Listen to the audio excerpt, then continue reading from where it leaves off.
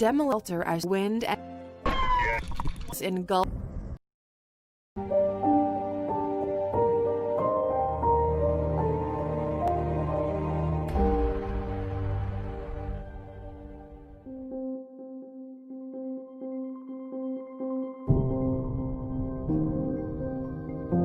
In the times we live in, everyone now has their own high-speed computers and HD cameras in their pocket.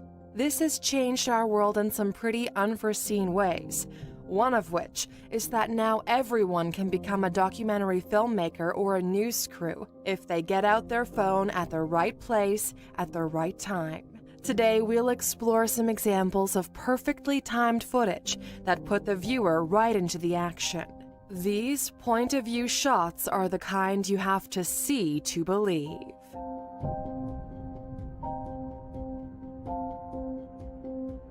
Demolitions are a routine part of life working as a construction crew or engineering team, and yet they still attract spectators willing to stand from a safe distance to catch the destructive spectacle. The main event in this video was the scheduled demolition in late June 2014 of an OP Prostyov textile factory in the Czech Republic.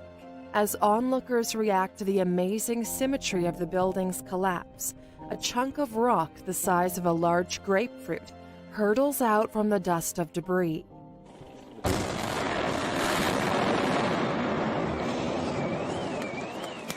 Ow. Krásu. Oh. As the large piece of stone comes flying toward them, one can only imagine the shock and terror the spectators must have felt in that split second. And yet, seeming to have the luckiest of reflexes, the two civilians and the cameraman a short distance behind them all narrowly miss the debris, despite having very little time to react. All onlookers that day surprisingly left with no injuries, dodging more than just rubble, but also the likelihood of devastating casualties. They did, however, leave the scene with one startling piece of footage.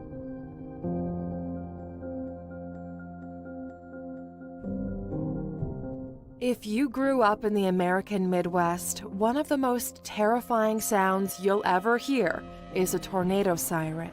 Hearing that haunting siren sound is a cue to grab your loved ones, stay indoors, and get into a basement or shelter as soon as possible. One Washington, Illinois man, however, took the devastating warning as his cue to capture what is perhaps one of the most horrifying pieces of tornado destruction footage ever filmed. Chris Lancaster, a sound engineer, had been living with his wife Mandy and their 3 children in their dream home for less than 2 years when a massive tornado and storm system ravaged the Midwest in November 2013. As the footage begins, you can see the storm in the distance and hear Chris and his family urging their younger children and dogs to get inside. Get in that house! Now! Liberty! Come on, Liv! Come on! Get in the house! Here, come on! Get her in the basement and kennel What's wrong with my baby? them. Go with the babies. Oh my God. Go! My babies. Go! I am. Leave that door so I can get in. As the storm barrels closer, the eerie sound of the wind spiraling dominates the footage until Chris announces he can see pieces of his neighbors' houses flying through the air. Most safety officials will tell you, by the time you see individual debris in the air, it may be far past the time you should have sought shelter.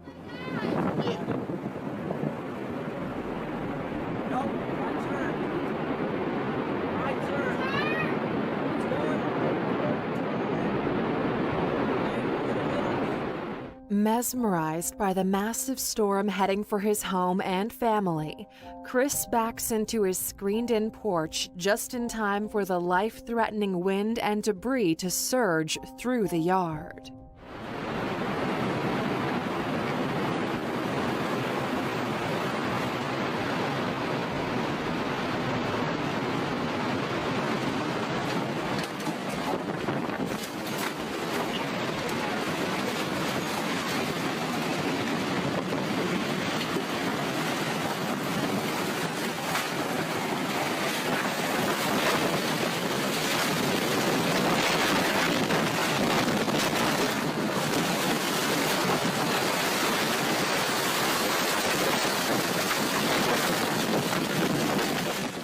At this point, the footage is indecipherable as Chris scrambles for safety until the video goes black. With no power and their home ripped off the foundation above them, his family recounts their injuries and tries to decide what to do next. Oh, What happened, Chris? oh, Chris, you get hit with? I don't know. Maybe an ambulance here. Why? Where did it My hit you? head. His head. My phone's on the charger. There's no ambulance gonna come, Chris. Yes, it will. To get a head injury, they'll have to. Let me see. Chris would later tell reporters how he managed to make it safely inside. I don't know how I did it, but I got to the stairs and fell down them, and my 19-year-old son, Cherokee, pulled me down and pulled me into safety into the back room of the basement. Chris and his family were later treated in a hospital for injuries sustained from the flying debris, but all members of his household, including his dogs, survived the killer storm.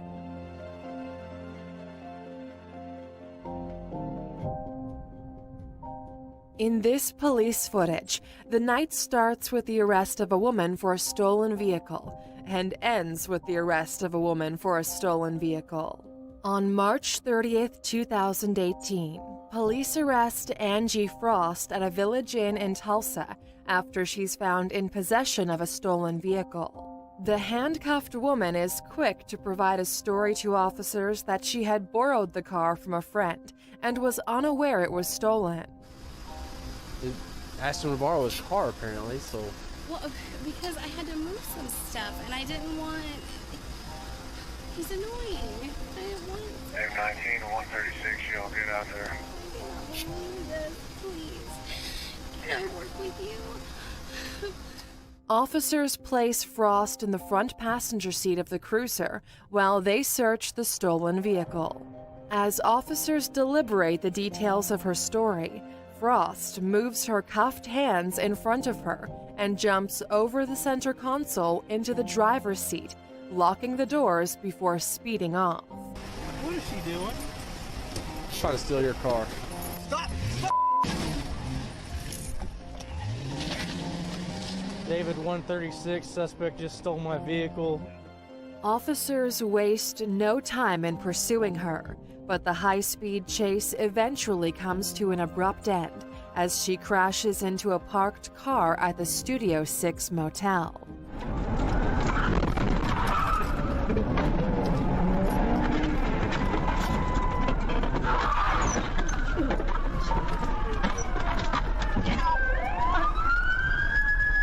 Yeah, she just bailed out road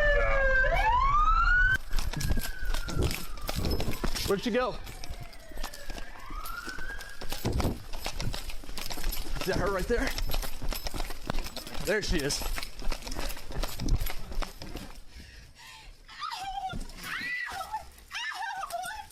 Get on the ground!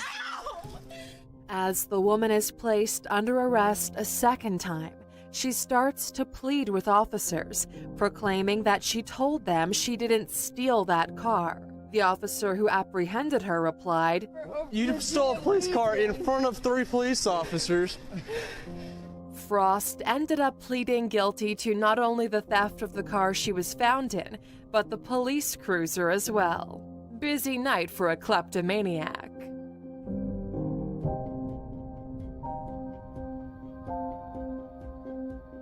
If you've ever seen the classic film Stand By Me, there's no doubt you remember the harrowing scene where the boys are forced to try and outrun an oncoming train. 2 cyclists experience this suspenseful scene for themselves while trying to find a new cycling route on May 12, 2018. The 2 men on bikes were avid cyclists from Rio de Janeiro, Brazil.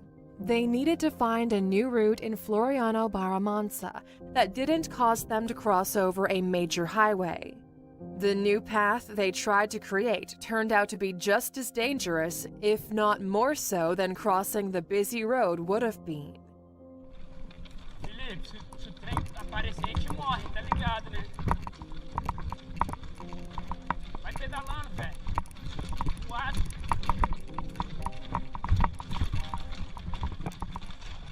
Haley.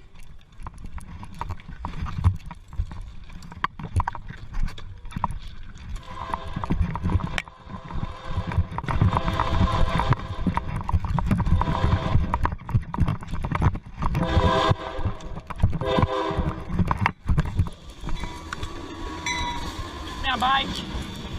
Será que pegou ela?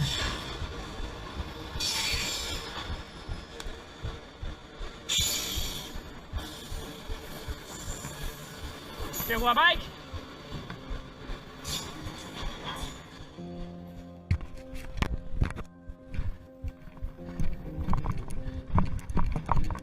Miraculously, as they venture back into the cave, the bike is unscathed, and the two cyclists don't waste any time on continuing their dangerous shortcut.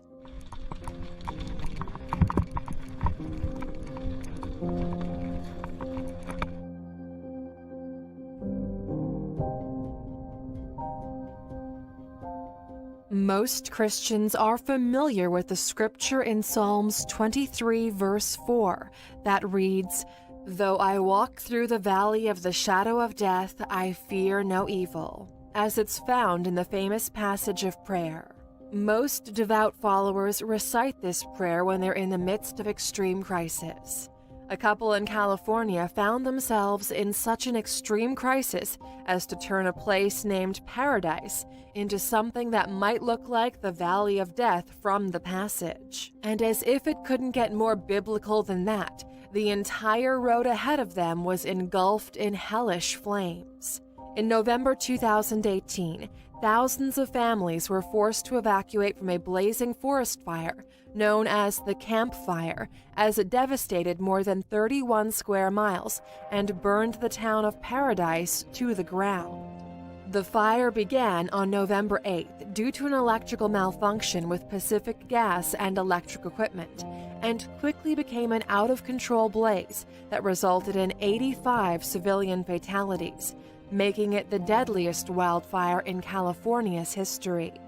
In this POV footage, a couple and a hitchhiker they rescued along the way take the treacherous journey up the Skyway, driving against the normal flow of traffic to escape.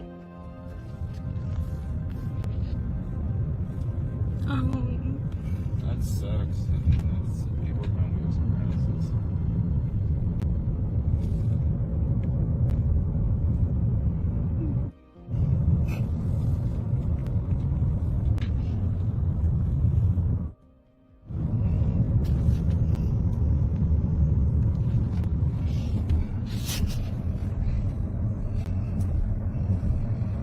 Heavenly Father, please help us. Please help us to be safe. I'm thankful for Jeremy and his willingness to be brave.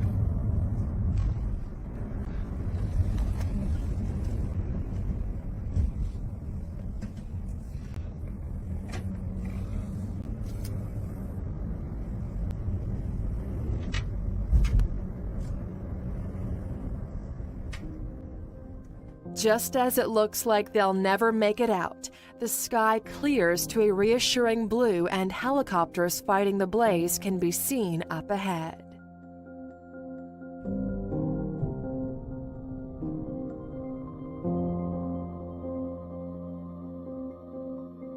Most people take for granted that emergency responders still have to report to work on Thanksgiving Day, and it's not all that surprising they would respond to calls about domestic disputes that have gone wrong on Turkey Day. The only thing that might make this situation worse is getting tased on the job. On November 24, 2017, 2 Ohio officers were apprehending a suspect identified in a domestic violence incident.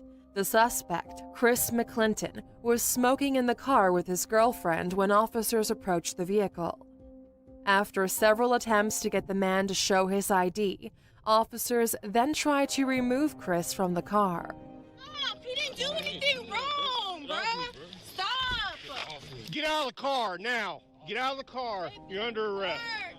As the man allegedly begins resisting arrest, one officer pulls out his taser to neutralize him. As he pulls the trigger, one prong hits the suspect, and the other hits the officer's partner, tasing them both.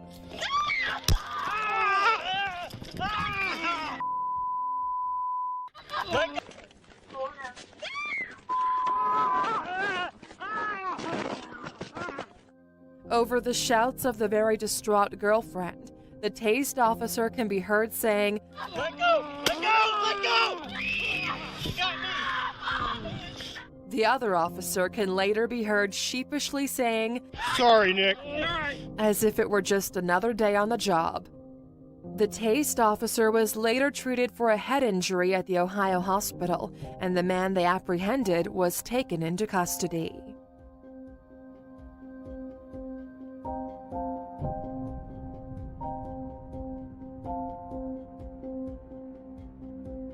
Mama Bear is a figure of speech used to describe someone who fiercely protects their children at all costs. Crossing a real one in the wild will show you just why that expression is so accurate.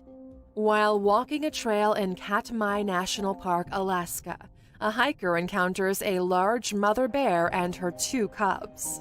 The hiker does his best to keep his composure as the mother bear, twice his size, and her 2 romping babies appear to stalk him slowly on the trail. I'm walking backwards on the trail back to the camp. I'm walking down the trail and mom and 2 cubs. So I am continually to walk backwards. Walking backward in part to keep his eye on the bears and in part to appear non-threatening, the hiker remains incredibly calm under pressure, narrating the events as they unfold. And this is the first walk from camp that I've had since getting here on Friday, July 14th. And what I don't want to do is, as I'm walking backwards, is stumble.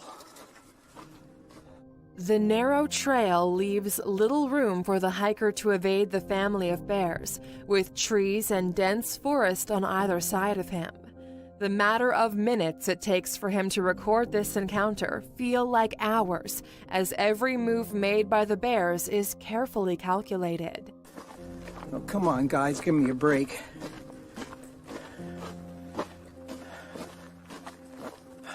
Cubs just keep coming. Oh, come on.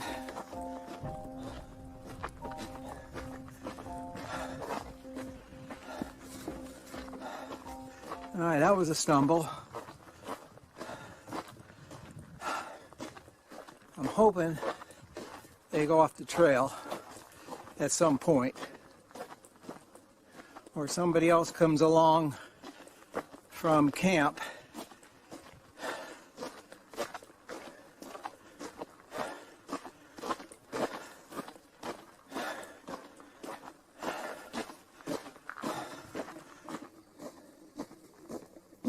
The grizzly bear family eventually reach a clearing and taper off by a body of water at the campsite. And what started off as a video of a predator stalking its prey turns into a serene image of the mother and her cubs playing by the water. This is mom and the 2 cubs now. This is by the campsite. This is, they're at the water's edge.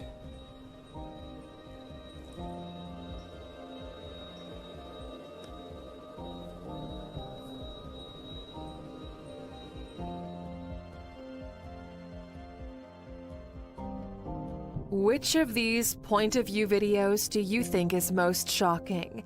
Which one would you be the most terrified of if it happened to you? Let us know in the comments below. Thanks for watching.